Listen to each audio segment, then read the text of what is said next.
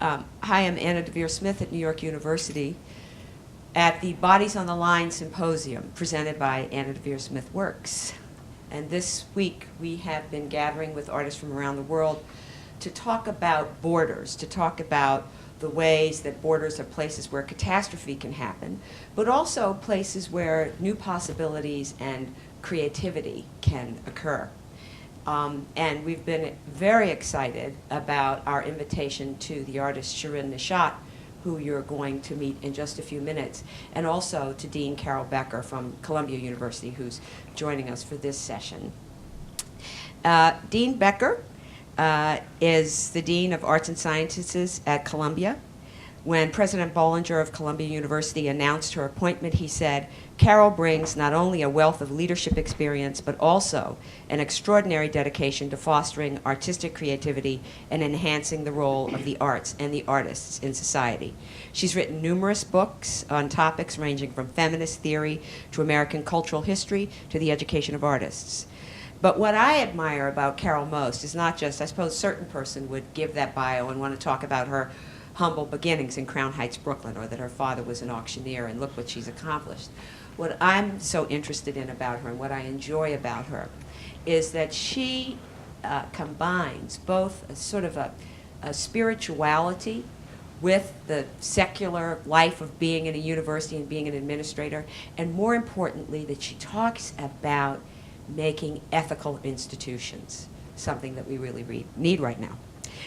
Shirin Neshat is greatly admired and well known because of her work as a visual artist. She's an Iranian activist, has the unique capability to truly integrate the political world into her art. And that's something we've been thinking a lot about this week, is the combination of artistic excellence and yet responsibility to some of the world's most pressing problems. She's won prizes at Sundance and at the Venice Film Festival. She won the Silver Lion for her Best Director at the 66th Venice Film Festival for her directorial debut, Women Without Men, and we'll be talking about that today. She's been profiled in the New Yorker magazine. Recently, she was awarded the Dorothy and Lillian Gish Prize, one of the richest prizes in the arts.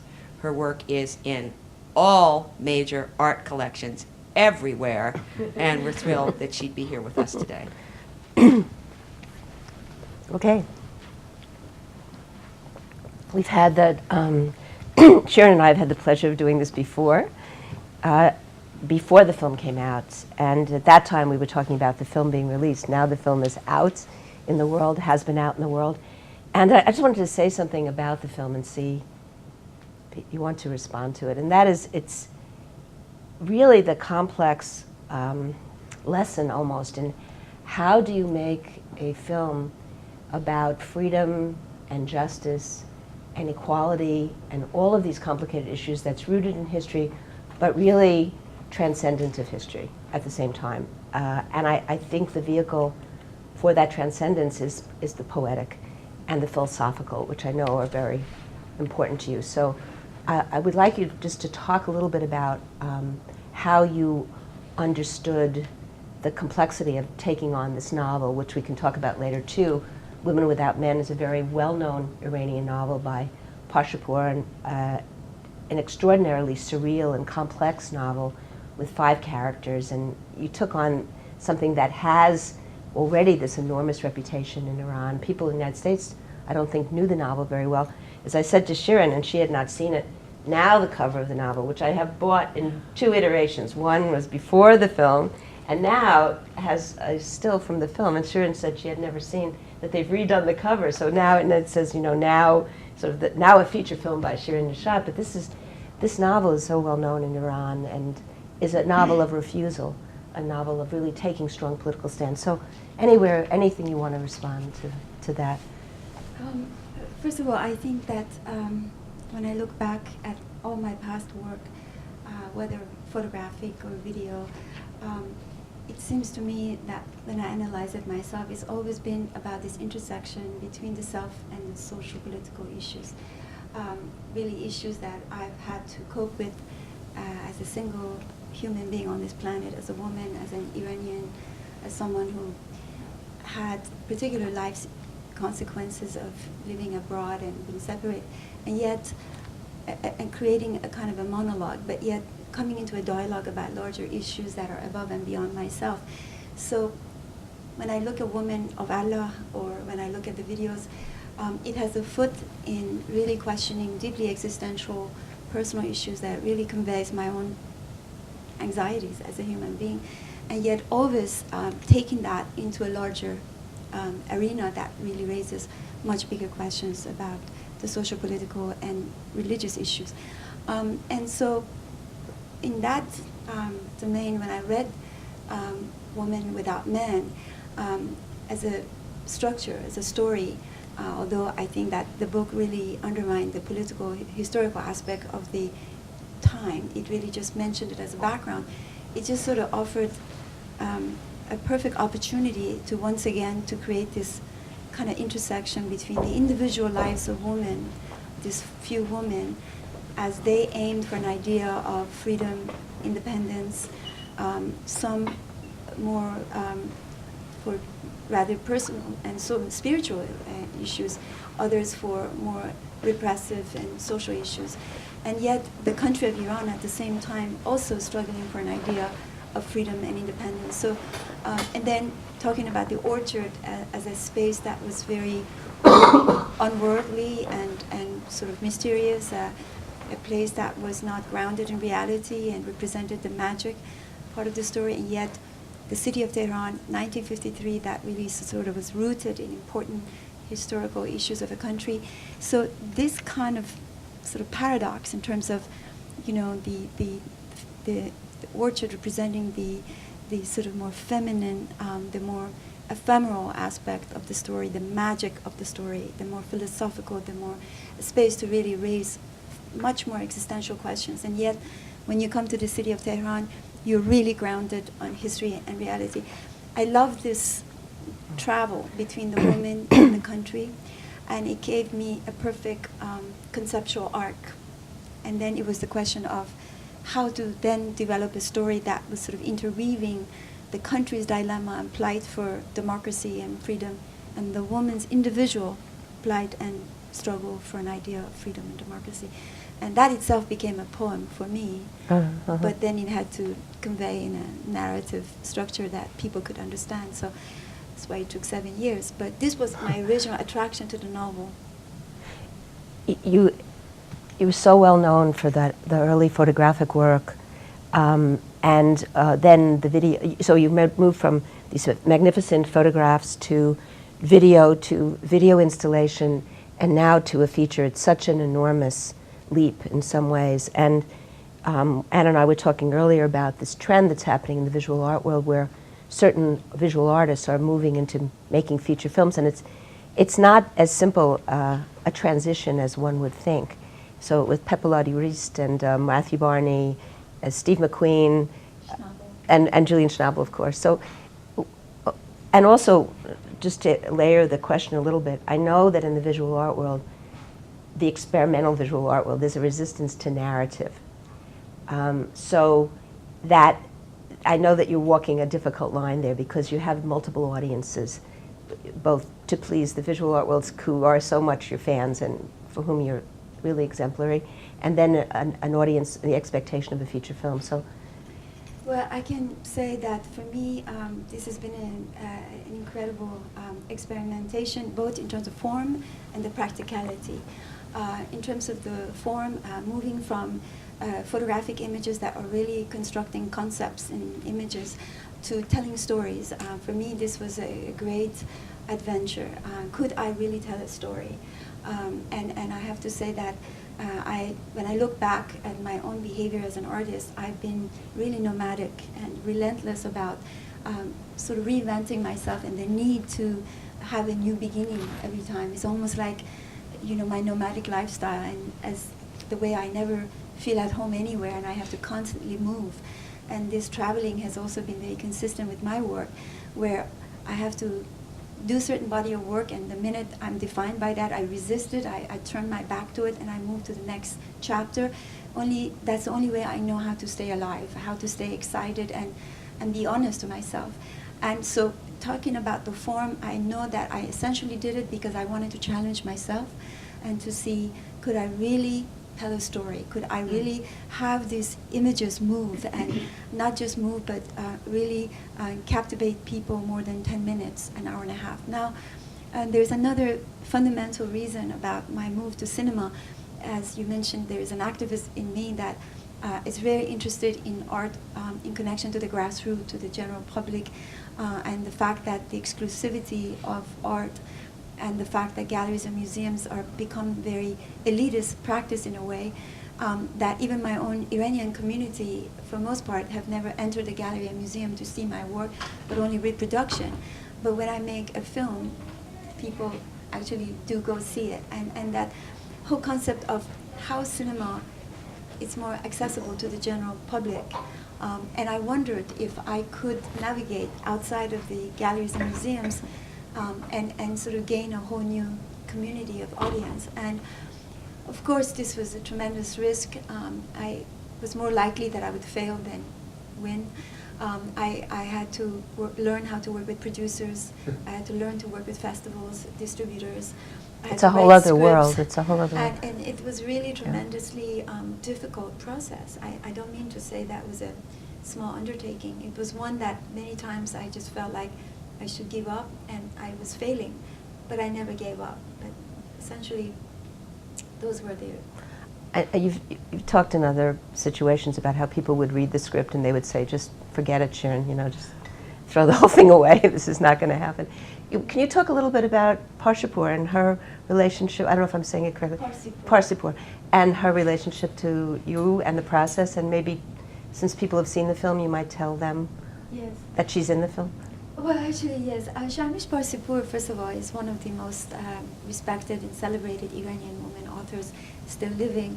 But sadly, she's had a terrible past. She has been in prison a number of times, once for almost 5 years. And she developed mental illness. She was dealt with poverty. She eventually had to go in exile with her son left in the country. So I can't describe the degree of pain that she has had to go through because of her writing. And needless, but nevertheless, her work are masterpieces of modern literature. And I have always had an obsession with Iranian women writers.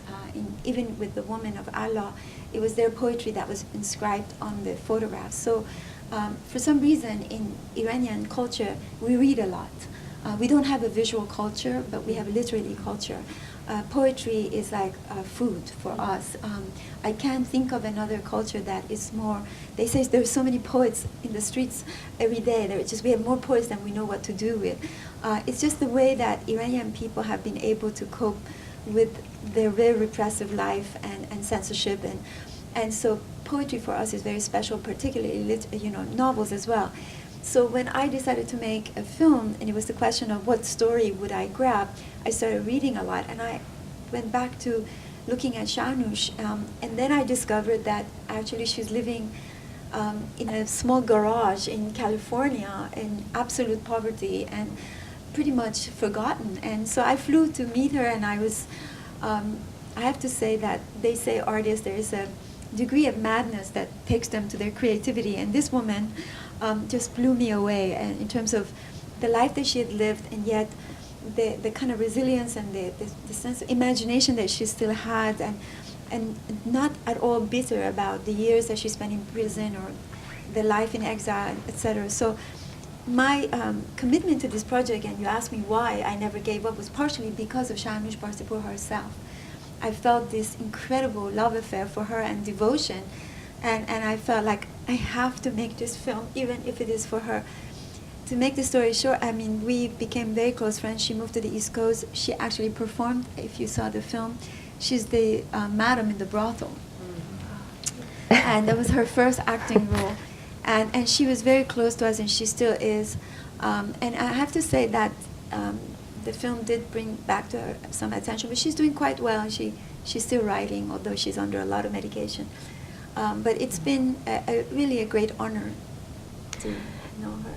I just want to talk a little bit about the novel, and I know how complex it must have been. I mean, I have some sense because I've read the novel twice, and and I know that one character you drop out completely from the film because it's so surreal. I mean, it would have been, I think, might have tipped the film too far. But so I'd like you to talk about a little bit about the surreality of the novel and how you thought about that in terms of this integration of history and the complexity of that surreality, and also to talk about beauty, because you have a wonderful quote I read in so many good interviews with you, Shirin, by the way. I've read, but one of them says that a quote that beauty neutralizes violence, and I always thought that was so beautiful. And yet, the risk of making a film that's so beautiful about such a difficult topic, and that's a fine line too. You could be accused of aestheticizing violence or aestheticizing the problems of people, but it never feels that way. So, any way you want to go with that.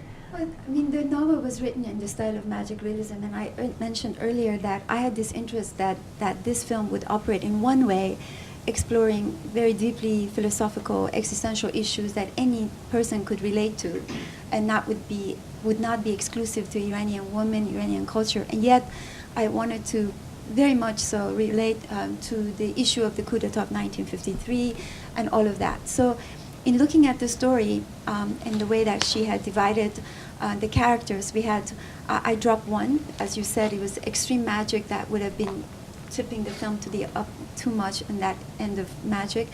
But we decided that Zareen and Munes would be the more allegorical character of the film, and they would take us into ideas that, again, become far more spiritual, if you could use that word, much more symbolic in what they represented. They were not really worldly characters, and to emphasize the magical aspect of the novel. And yet, with Faizeh and Fakhri, the two more realistic characters, we were able to follow the more realism of the story. So, for example, we gave Zareen this more mystical nature, in the sense that she never spoke in the film. Everything was conveyed just through her body language. And yet she had this incredible way of expressing her sorrow or her dilemma and her relationship with the gardener.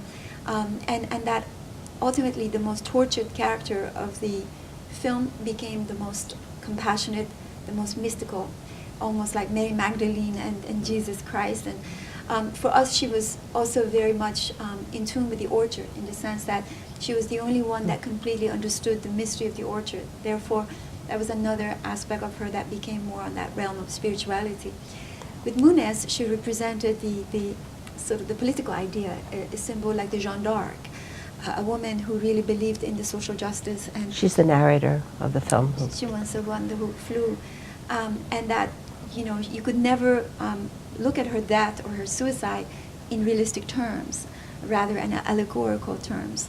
And then, with the others, they took us who they were married. And, for example, with Fakhri, her husband was with the Shah, and then Faizeh, her man that she loved was very much religious, Muslim. So through those people, we were able to follow different facets of the country. Now, about the idea of beauty, for me, beauty in all the films that I've made, or even the photographs, it's always an intersection with violence and horror and pain. I don't believe that I've ever can conceive an image that is very beautiful without some projection of something completely disturbing. For example, when we were making the image of Zareen in the hammam, in the bathhouse, where she was washing herself, you start with this absolute Orientalist image of a, almost like the cover of Edward Said's book, Orientalism, by Jerome, and yet you're faced with an anorexic woman who's bleeding. So, so we were subverting this idea of, what is a classic Orientalist image, and yet what is disturbing it, or image of the Ophelia. I mean, you can compare the image of Zareen floating in the water. It was absolutely beautiful, but she was also near death. I can't think of any moment in this film, like even the orchard, as we try to capture the mystery of it. It was beautiful, but it was also very haunting. So we were very careful with the camera movement, with the use of color, the sense of mist that was just traveling, to give an idea of beauty, but also was haunting. because I myself don't like empty beauty. I don't like beauty that is just there for aesthetic reasons, but it conveys meaning. And so, and then when I have to really check myself, if anytime I find images that are very beautiful but not really serving a purpose, conceptually, I eliminate them. Two more things, and then we'll open it to everyone. One is question of homelessness, living in exile between cultures, and how do you think about that? I have this quote from Zygmunt Bauman, from an essay he wrote, the Jewish as a Polish writer, and he says, "In exile, uncertainty meets freedom, and creation is the issue of that wedlock." And so I was thinking of you when I saw that, and how you live between these spaces, these liminal spaces of being here but being there psychically, and then added to that is the question of audience, and how you think about the difference of the two audiences that you're keeping in your mind. It's a really excellent question. I mean, in many ways, I think if you look at the orchard for this woman, it was also a place of exile. It was a place of sanctuary, a place that gave the woman home, a second chance to start over again. And I think this idea of looking for a place to feel safe, secure, has been very poignant for myself, particularly since September 11th, I think even. And then I just found it ironic, without really subconsciously, I've been really going after depiction of orchard over and over again. And it's odd because this is a symbol that it refers to over and over again in our literature, our spiritual literature. The mystics often refer to the orchard as a space of transcendence, a place to be completely free and safe. So I think, and it was really odd that we shot this film in Morocco, all of us Iranian went to look for an orchard, all of us living in exile in US and in Europe, and going to this orchard to making Iran. And oddly in that period we felt like one community, and I think it really perpetually, the search for an idea of feeling finally this sense of release, of safety and refuge is something that sort of doesn't escape you, but it becomes a way of life. In fact, I think for people like myself, we are traveling so much that if ever they put you back in where you're born, you would never be able to cope with that idea anymore. So this nomadic life becomes eternal, and I think I think I'm not the only one. It's just a pattern that you get used to, and wherever you go, you adapt it to in a way that serves you. But what I find very interesting is that when I'm in the West, I'm a completely different person than when I'm in the East. I'm sure you find that, and because what happens is that an aspect of you becomes very dormant as a human being, because there's no use for those elements of your behavior, of your character, because there's no place for it. And then certain emotions also become very silent, and then they become active again when you return to, for example, I was just in Qatar, or Abu Dhabi, and listening to Arabic music the whole time, going to the souk, and I just felt alive. I felt like closest, I could feel to being home.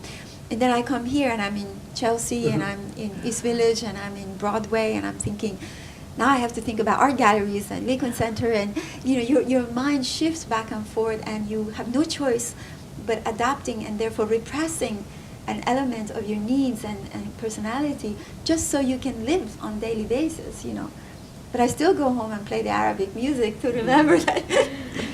And do you feel that the work is in the work that you can integrate those parts?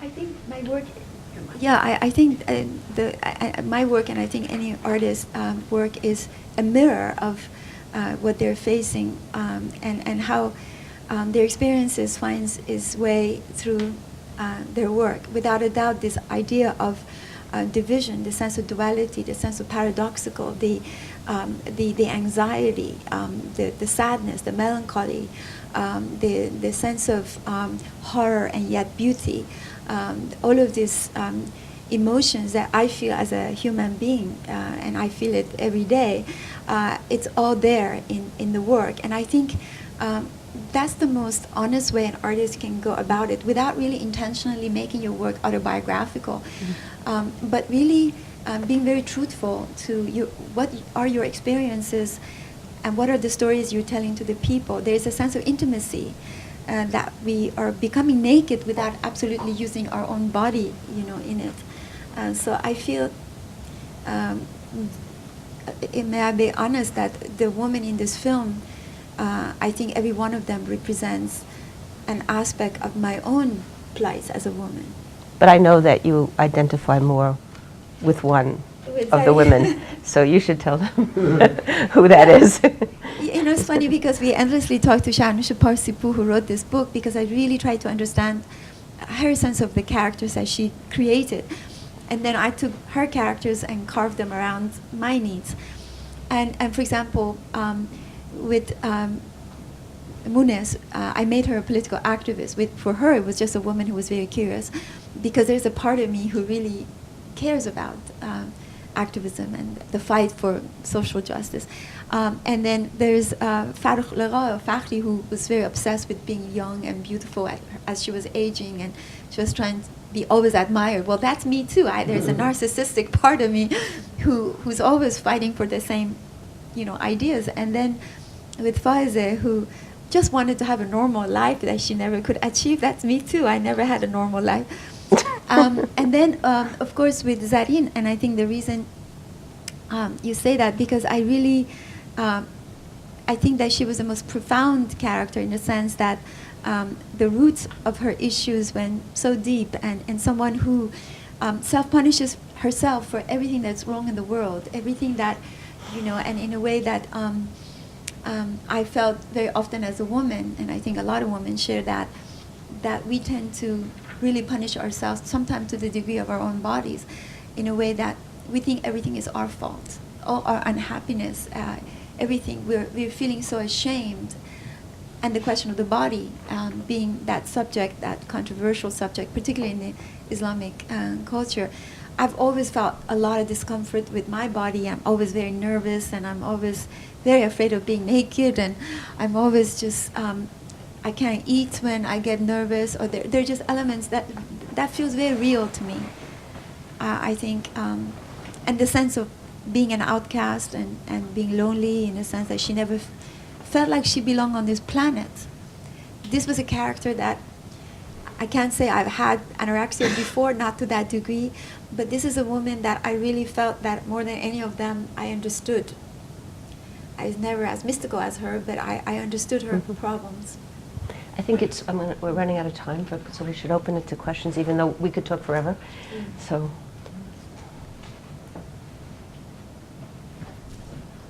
One second. Just so we can. Shirin, your film is intensely beautiful, and even the parts that convey violence or political subversion, to a certain extent, are beautifully choreographed, which is part of the of your vocabulary. I was wondering if in the creative process you had moments of question whether or not to use, for instance, documentary footage of the uprising, or from the beginning was not your concern at all because you had a clear vision. I'm interested in that. Yeah, I mean, this was the biggest challenge when you're talking about the form of cinema, as opposed to the language of cinema, as opposed to the language of art. And Carol mentioned many other artists who have really tried to infuse the two languages together in different degrees. Schnabel went 100%. Steve McQueen almost went 100%, but People at the Risk made a long video installation. For me, it was where art and cinema could meet 50 and 50, meaning that I knew that I wanted a story that essentially expressed itself through the power of the image. Then I would use words when it's necessary. So I was not going to be shy about stylization and the aesthetic intervention. And I really believe that it's possible to tell a story that is highly visual, but it still works narratively. But we had to really work on finding that balance, because very often the film looked beautiful, but the content was sacrificed or there was not enough narrative clarity, and sometimes there was too much narrative clarity and sort of not so interesting visually. So for me, who was coming from visual arts, I had to listen to a lot of people who came from film background, but ultimately make sure that I was the one who was measuring that balance. Or, for example, the use of music, or and the way that the film was stylized. I sometimes I feel like I could write a book about this, because we wrote about maybe 200 versions of the script.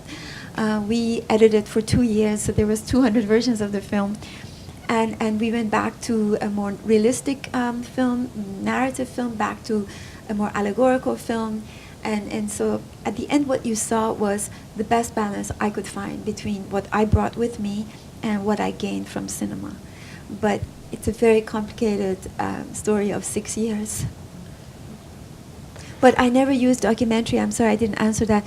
There was a lot of interesting footage, but ultimately, we tried that actually. It didn't work. And so we recreated some of those ourselves in Casablanca. I just feel that there's such a visual confidence. You have such a visual confidence that you could make these, you could do things that other filmmakers would be afraid of. And I think that this transformation now of visual artists moving into feature is really great, because it's pushing the genre to allow a kind of open-endedness or a visual logic, as opposed to a narrative logic or a narrative logic that works with a visual logic. I saw it last night with Joe Pichapong's film again. That confidence that not everybody has. But I have to tell you, this was a very demanding film for the audience. I mean, let me just explain that this film, when our audience watches it, they have to navigate between magic and realism. They have to go between art and cinema, art and politics. You have the orchard representing a whole different idea, and then you go to the city. You have the four characters. Each woman has its own beginning, middle, and the end. And mind you, in cinema, normally you have one or two main protagonists. Here you have four. So it's really a lot for the audience to digest. And also that the way that the story was going back and forth between the city and the orchard, the different women, it had a tendency to be overly fragmented. And our critics, the film critics that are more or less used to more conventional films, that is their complaint, that the film, it doesn't hold as a conventional cinema. And we knew it will. That's because they don't know how to look at it visually. But I mean, this was. That's why it's so great. It's like pushing on all those issues. You know? The challenges were numerous. Should move the mic. Oh. I think we all want to thank you. I think we all want to thank you for the beauty and also the surrealist challenges that you've brought us. I wanted to shift a little bit from the techniques and the aesthetics to perhaps a little bit of the content. And one of the things that touched me, because I used to work a lot in women's history and women's relationships with one another, was the sensitivity and the nuance that you brought into those relationships. But I'm also very interested in bodies and sexuality as allegories and symbols or metaphors. And so I was wondering, for me, that so this is a question if I've misread the film. It seemed to me in some ways the four women were emblems of Iran in struggle. Yes. And so I thought this was really very radical to make women the emblem of the country. And I think this is something that women and feminists have done, but they've done it, from the beginning of time also. Catherine de Biese's City of Women, for example. But I also was particularly interested, is her name Zarine? And I wonder if in some ways, if she wasn't the ultimate symbol of Iran in struggle because of the pain and the suffering and what was done to her, and yet her resistance to that. And I'm wondering if you could talk a bit about that. Yeah, I mean, you're touching on many interesting issues about the film, and some people say, oh, don't explain too much, but I'm really glad you saw that in there. First of all, about your first issues that you mentioned about this woman and the questions of sexuality. For example, with Faize, everything was about her was about virginity, her obsession with virginity, which is key for many women, particularly in that part of the culture. And with Fakhri was menopause, the fear of the end of her sexuality and the decline, and the idea of wanting to begin again, the idea of still pioneering something even when you're in that sexual decline, which was something she was used to. So for me, this was not just an Iranian issue, but it was a very interesting thing that I picked up from the book, and I just sort of expanded. With Zareen, you're absolutely right. The way we sort of built her character in a way that,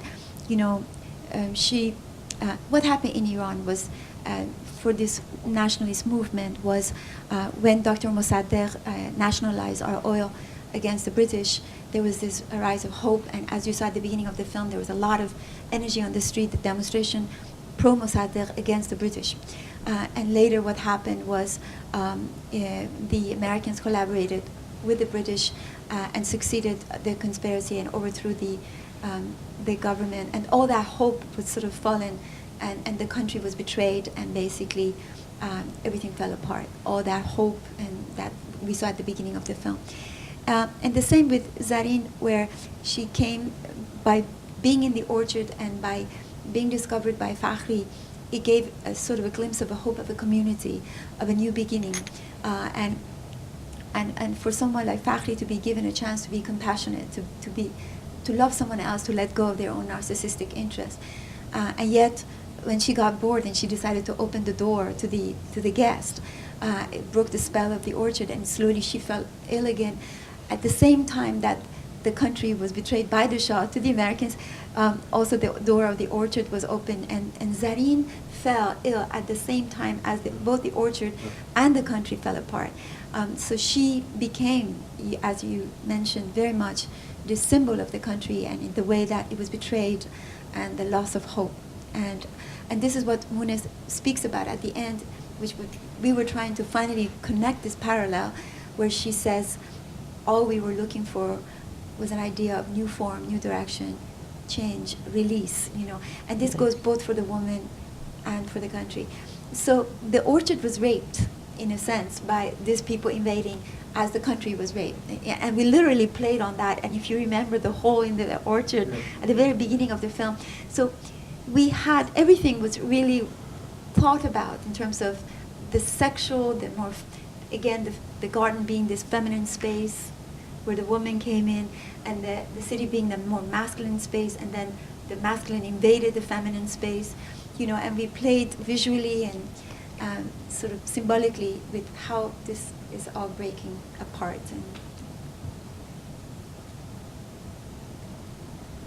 Yeah. Shirin, I wondered, you spoke about that your nomadicism, there's such a word, finds its expression in moving between mediums. But do you feel that subject-wise you belong to a specific place, so you exercise that nomadic urge in how you express themes that you are actually committed to as a lifelong marriage? It's a very good question, because just recently after finishing this film, and again, being someone who's constantly have to redefine myself for myself, a new beginning, and I was thinking, now what, and then I realized that, my feeling is that I need to move on, and I need to redefine myself. I need to build. It's just like this woman who are always running away to find a new, start. And just to give you an example, I've been really dreaming about making my next feature film based on Kulthum, who's from Egypt. And to me, she fascinates me completely as a legendary artist, the most important artist of the 20th century of the Arab Muslim world. Yet she was so rooted in the political and the nationalist movement. I love the way her art and politics come so closely, and how her music and her artistry became so central to the transformation of the people, both spiritually and politically. How it's amazing, her story as an artist. And she impresses me. And I'm curious about her, as I was about Sharnush Parsipur. Like, how could an artist be in prison for so many years and still have this wild imagination? How could she? I wanted to tell her story, and I've been really just passionately, nonstop, every day, reading on Kulthum. And I try to find me in her story, which is bizarre because but the idea that artists could be so powerful outside of their gender, that they could transform and inspire people. When she died, 4 million people came on the streets of Cairo. She is the probably out of 5 most important figures in the Islamic world, she's one. I mean, imagine in the Western world, have you ever heard an artist be so important? I mean, it's incredible. So my feeling is that Michael Jackson. maybe Michael Jackson was, in a sense, but Michael Jackson, not in relation to popular culture, but not in relation to the politics in a sense. Maybe he was, but anyway. So what I'm saying, I'm not directly answering your question, but I'm saying is that I try to find subjects that within their lives I find an element of me, where I feel hope. It gives me inspiration in not just artistically, but it fills me in a sense that I have an obsession with them, and occupies my brain and my creative energy, and then hope that one day it will find an outlet. I'm not sure if I will manage to make this film, but I'm going to Egypt next month. I just decided, and so I like this idea of taking chances. Who else? Anybody else? Shadi?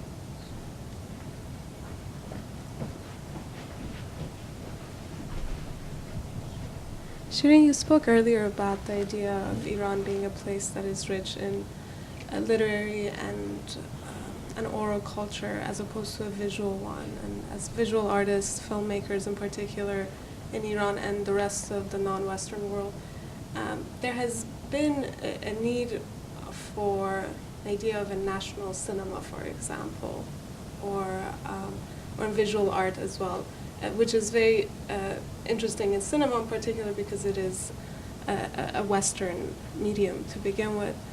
And I'm wondering if you are at all interested in this notion, specifically as a nomadic artist. And you spoke about beauty, and indeed the beauty that is in your work is often either juxtaposed or in relationship to a certain violence or fear, but it is certainly an Eastern beauty, or Iranian in particular. Or how do you negotiate these aesthetics in the realm of visual art as well, and now really being considered in opposition or in relation to a Western idea?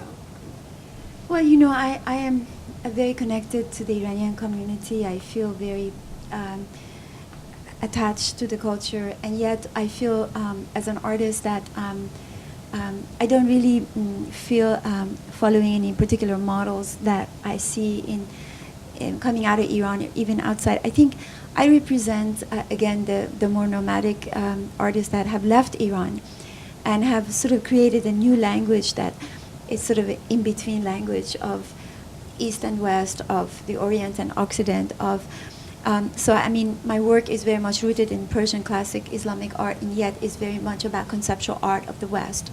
I think the poetry of Iran is very much about conceptual art of the West in terms of its subversiveness, its abstraction. So I don't know which one I borrowed most from. So I think that the work cannot be seen outside of the context of my personal life experiences, which is really unique to me, what has happened to me and my separation from. Now, this cannot possibly be shared by another Iranian artist because I have gone through certain experiences. So I think each one of us who leaves Iran sort of creates a whole new baggage, and with that baggage comes a kind of a work of art. And I think that, therefore, mine is more like a hybrid. Mine is also very visual, where, you know, the thing about Iranian cinema, I think, is much more comfortable with almost documentary, much more realism. I'm terrible with realism. I only can convey myself through surrealism or magic.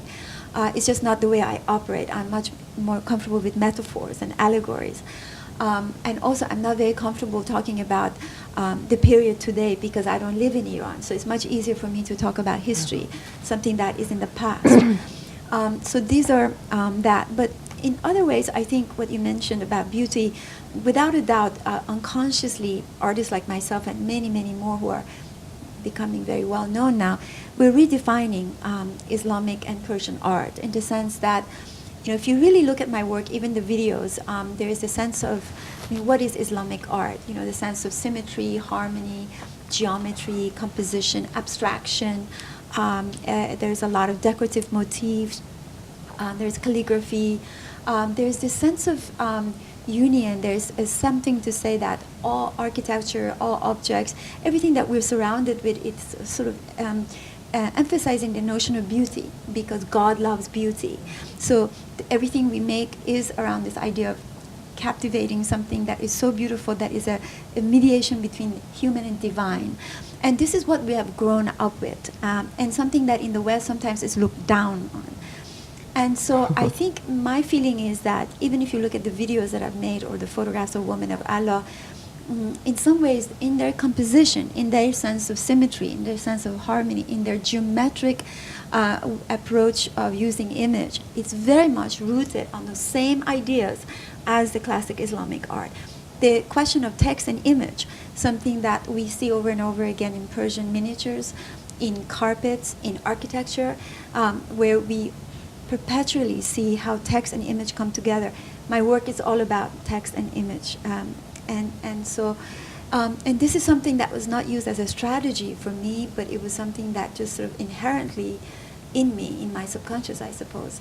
And I think that this is all, and you see other artists from Iran that are bringing out that sense of poetry, that sense of aesthetic element that, again, is very much rooted in the more classic Islamic and Persian art. Just quickly, the art world in the 80s and 90s went through such a crisis around the issue of beauty and really became very prohibitive, and everybody became very self-conscious, and art schools were full of people wanting to make beautiful things who felt they shouldn't make beautiful things. I mean, it was just so nuts, really. But partly it was, I think, because in the West it was difficult for artists to have permission to imagine that beauty could lead to something else, that it was considered bourgeois because it was like, it made it an object that could be then acquired and possessed and given value, and all these things that were sort of antithetical to something that was seen as progressive. So it's courageous. It always was courageous in your work too. But it's not just beauty, but it's also emotion. Like I found there's another thing that is very much tabooed in the art world is the question of emotionality, which is more or less a kind of often a turn-off for the, and I think now with a lot of women artists being very active, you see a lot more emotional work. But for a long time, I think there were a few things that were tabooed is politics, beauty, and emotions, really. And you see a lot of that now. Yeah, I think it's, those things are so intrinsic to humanness that they can't be kept down forever. There's a whole new generation that's just not self-conscious about those things anymore. We have time for 3 more questions. Okay, Shirin, I really enjoyed how you consciously juxtaposed the orchard with the ephemeral and your own nomadic lifestyle as the eternal. I really liked how you brought together time and space in those instances.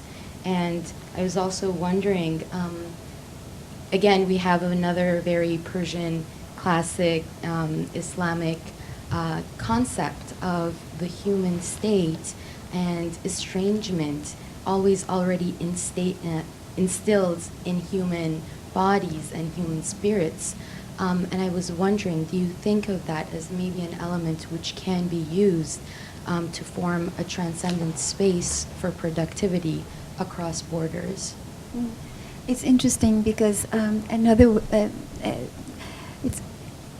way I looked at the orchard and the city is if the orchard was the mind and the heart of a human being and the city was the body, the physical body.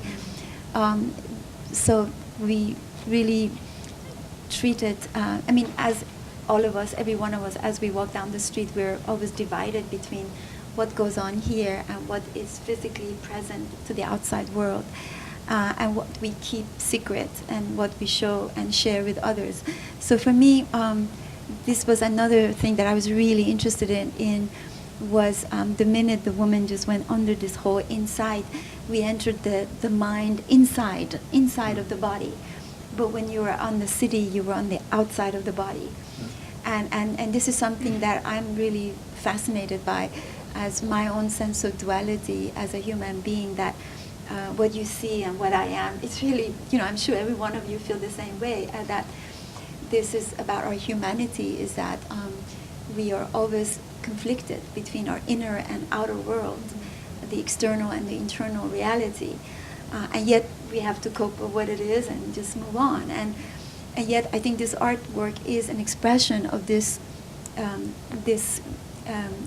conflict or this boundary that is hard to break. And some people like Zareen never managed. They never managed to live outside of their mind. They always only stayed inside and eventually died. And I know people who are born to this world but can never really cope with this planet. But many of us are very good at it. And I think being an artist is really allowing that aspect of madness, that aspect of struggle, that is the inner struggle, to find an outlet, basically.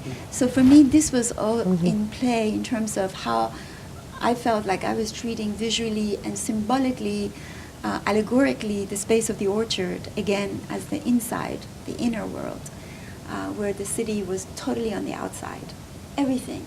Even the camera, we treated it absolutely realistically, very fast, action, conversations. And then the minute you were inside, the camera was very slow and nothing quite made sense, like more like a dream stage, So we talked a lot about that, and then really actively spoke to our cinematographer about, if indeed we want to capture this kind of atmosphere, how can we exaggerate it so the audience could sense that we're talking about this ephemeral, this kind of outer worldly space. So we said, okay, we play with the color, we play with the camera movement, we play with the mist, the way that it comes and goes.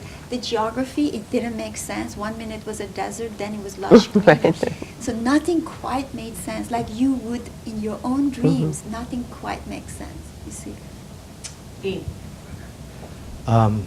I've seen. To read him because you know his work as well.